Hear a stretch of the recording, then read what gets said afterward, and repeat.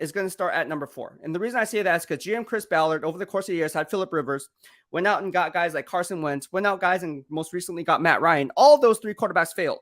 Veteran quarterbacks who he thought can get these guys over the hump.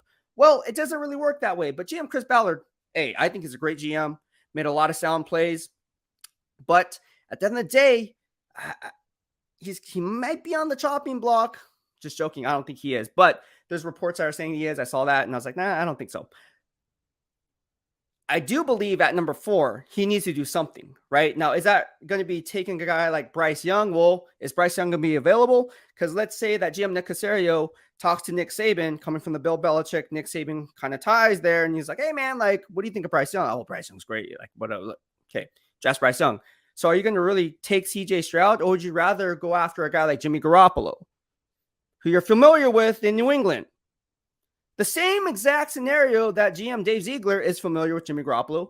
The same dynamic that Arizona Cardinals, Monty Allsuport, is familiar with Jimmy Garoppolo.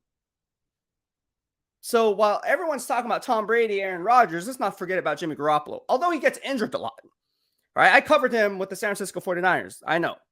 All right. But he can manage the game. What happened when Coach Belichick drafted Mac Jones?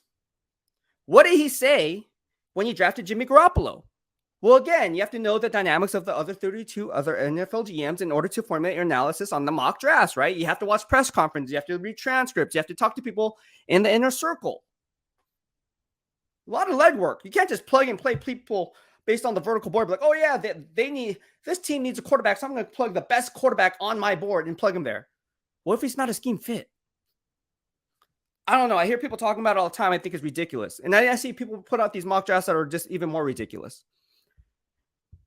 It's ridiculous.